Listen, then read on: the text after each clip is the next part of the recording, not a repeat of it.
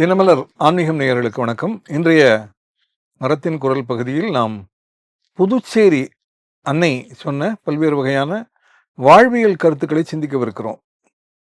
விவேகானந்தர் கேட்டார், ஆன்மீகம் என்பது இன்றைய வாழ்க்கைக்கு பயன்பட வேண்டும், வாழ்வியலுக்கு பயன்பட வேண்டும். இன்றைய வாழ்க்கைக்கு, இன்றைய வாழ்வியலுக்கு பயன்படவில்லை என்றால் அது எப்படி முக்தி தரும், அது எப்படி உங்களுக்கு வீடு பேற்றி தரும் என்று கேட்டார் விவேகானந்தர். ஸ்ரீ அன்னை அவர்கள் நம்முடைய இன்றைய உலகியல் வாழ்வில் எவ்விதமெல்லாம் நாம் நடந்து கொள்ள வேண்டும் என்பதற்கான பல அருமையான கருத்துக்களை சொல்லியிருக்கிறார். அதில் ஒரு முக்கியமான கருத்து, ஜடப்பொருட்களுக்கும் உயிர் உண்டு என்று நாம் தெரிந்து கொள்வது. அதேபடி ஜடப்பொருள் என்றாலே உயிர் இல்லாதது என்று தானே நாம் நினைக்கிறோம். காலப்போக்கில் பல்வேறு கருத்துக்கள் விஞ்ஞானபூர்வமாக ஆராயப்பட்டு மாறுபடுகின்றன. ஒரு காலத்தில் தாவரங்களுக்கு உயிரும் உணர்வும் கிடையாது என்கிற கருத்து இருந்தது. ஜெகதீஷ் சந்திர போஸ் ஆராய்ச்சி செய்து தாவரங்களுக்கு உயிர் உணர்வு இருக்கிறது என்று கண்டுபிடித்தார். அந்த ஆய்வுக்கு சகோதரி நிவேதிதை பொருளுதவி செய்தார் என்பதையெல்லாம் வரலாறு சொல்கிறது.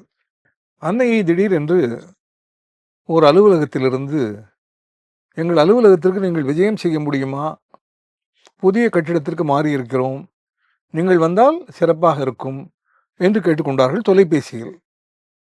அன்னை போலியாக பந்தா காட்டுகிறவர் அல்ல, அதையெல்லாம் கடந்த தெய்வ நிலையில் உள்ளவர். உடனுக்குடன் எந்த செயலையும் முடிவு செய்து நடத்தி விடுபவர். அவர் சொன்னார், நாளையிலிருந்து எனக்கு பல பணிகள் இருக்கின்றன, எனவே 2-3 வாரங்களுக்கு நான் மிகவும் பரபரப்பாக இருப்பேன், எனக்கு நேரம் கிடைப்பது கடினம். ஆனால் இன்று இதோ நான் ஓய்வாகத்தான் இருக்கிறேன், உங்கள் அலுவலகத்தினுடைய முகவரியை கொஞ்சம் சொல்லுங்கள், நான் ஒரு அரை மணி 1 மணியில் வந்து விடுகிறேனே என்றார் அன்னை. இப்போது அவர்களுக்கு சிக்கல், 1 மணி நேரத்திற்குள் அன்னை வர வேண்டும் என்றால் சரி செய்ய வேண்டுமே, அலுவலகத்தை ஓரளவாவது சீராக சரி செய்ய வேண்டும். ஆனால் அன்னை கேட்டுவிட்டார். எனவே சரி என்று வர சொல்லிவிட்டார்கள். அலுவலகத்தில் ஒரே பரபரப்பு. ஒருவர் அலுவலகத்தை பெருக்க, ஒருவர் வாயிலில் தண்ணீர் தெளித்து கோலமிட, ஒருவர் மாவிலைகளை கொண்டு வந்து தோரணமாக கட்ட, ஒருவர் பூரண கும்பம் அன்னையை வரவேற்பதற்கு தயார் செய்ய என்று அலுவலகம் அல்லோலகல்லோலப்படுகிறது. அன்னை வந்து விட்டார். அன்னை வந்ததும் பூரண கும்பம் கொடுத்து அன்னையை வரவேற்கிறார்கள். அன்னை அதை தொட்டு அந்த மரியாதையை ஏற்றுக்கொண்டு உள்ளே நுழைகிறார். நுழைந்தவர் சற்று தூரம் நடந்து மேற்கொண்டு நடக்காமல் அப்படியே நிற்கிறார். என்ன மதர் என்று விசாரிக்கிறார்கள். ஒன்றுமில்லை, இங்கே ஏதோ மெல்லிய அழுகை குரல் எனக்கு கேட்கிறது, அது எங்கிருந்து வருகிறது என்று பார்க்கிறேன் என்கிறார் அன்னை. யாரும் இங்கே அழவில்லையே, ஒருவருக்கொருவர் பார்த்து கொள்கிறார்கள். ஒருவேளை ஏதாவது பூனை அப்படி சப்தமிட்டிருக்குமோ என்று பார்த்தால் அந்த அலுவலகத்தில் பூனை எல்லாம் எதுவும் கிடையாது. அப்படி யாரும் அழவில்லையே மதர், எல்லோரும் இங்குதான் இருக்கிறோம் என்று அவர்கள் சொல்கிறார்கள். அன்னை சொல்கிறார், இல்லை இல்லை, என்னுடைய நுண் உணர்வு காதுக்கு ஒரு மென்மையான அழுகுரல் சப்தம் கேட்கிறது, அது எங்கே என்று பார்க்கிறேன் என்று நடந்து கொண்டே வந்தவர் ஒரு பீரோ அலமாரியின் முன்னால் நிற்கிறார். ஒரு பணியாளை கூப்பிடுகிறார். அழுகுரல் இந்த அலமாரிக்கு உள்ளிருந்துதான் வருகிறது, அதை நான் கண்டறிந்து விட்டேன், கொஞ்சம் அலமாரியை திறவுங்கள் என்று சொல்கிறார். சாவி போட்டு அந்த அலமாரியை திறக்கிறார்கள். அன்னை வருகிறார் என்பதால் அவசர அவசரமாக குப்பை போல் அதில் போட்டு வைக்கப்பட்ட அந்த கோப்புகள் ஃபைல்கள் எல்லாம் தடதடவென்று கீழே சரிகின்றன. அன்னை சிரித்து கொண்டே சொல்கிறார், எல்லாவற்றையும் ஒழுங்காக அடுக்கி வையுங்கள், ஒழுங்காக அடுக்காமல் இப்படி குப்பலாக போட்டதால் அவைகள் துன்புற்றிருக்கின்றன, அவைகளுடைய அழுகுரல் தான் எனக்கு கேட்டது, அவற்றை சீராக நீங்கள் அடுக்கி வைத்தால் நீங்கள் அந்த ஃபைல்களை வைத்து செய்கிற வேலை அரை மணியில் முடிய வேண்டிய வேலை 1/4 மணியிலேயே முடியும். ஏனென்றால் அந்த ஃபைல் கோப்பு உங்களுக்கு உதவும், அதை துன்புறுத்தினால் அந்த உதவி உங்களுக்கு கிடைக்காது. ஜடப்பொருட்களுக்கும் உயிர் உண்டு, எலக்ட்ரான், புரோட்டான், நியூட்ரான் என ஜடப்பொருட்களின் உள்ளேயும் ஒவ்வொரு அணுவும் அசைந்து கொண்டே இருக்கிறது என்கிறது விஞ்ஞானம். எனவே ஜடப்பொருட்களை கையாளும் போதும் அவற்றை பரிவோடு கையாள வேண்டும் என்று அன்னை சொல்லிக் கொடுத்தார் என்று அவருடைய வரலாற்றில் வருகிறது. அன்னையினுடைய கருத்து நாம் பரவலாக என்ன செய்கிறோம், செருப்பை ஒரு அறைக்கு வெளியே போடுகிற பொழுது வீசி போட்டுவிட்டு உள்ளே போகிறோம். அப்படி போடக்கூடாது, அதை ஜாக்கிரதையாக ஒரு ஓரமாக வைக்க வேண்டும் என்பது அன்னையின் கருத்து. அது மட்டுமல்ல, ஒரு பழைய செருப்பு 2-3 ஆண்டுகள் பயன்படுத்தி விட்டோம், கிழிந்து விட்டது, தூக்கி போட வேண்டும். சரிதான் என்று கிழிந்த செருப்பை தூக்கி போட்டுவிட்டு கடைக்கு போய் புது செருப்பு வாங்குவது அல்ல அன்னை சொல்கிற நெறி.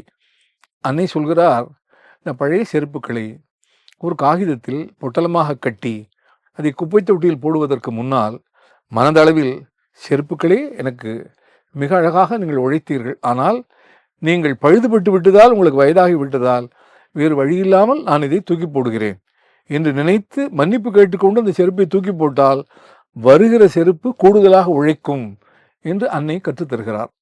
அன்னையினுடைய வாழ்வியல் கருத்துக்கள் ஏராளமாக இதுபோல் இருக்கின்றன. முக்கியமாக அன்னை சொல்கிற வாழ்வில் முன்னேற கற்றுத்தருகிற ஒரு கருத்து மன ஒருமைப்பாடு.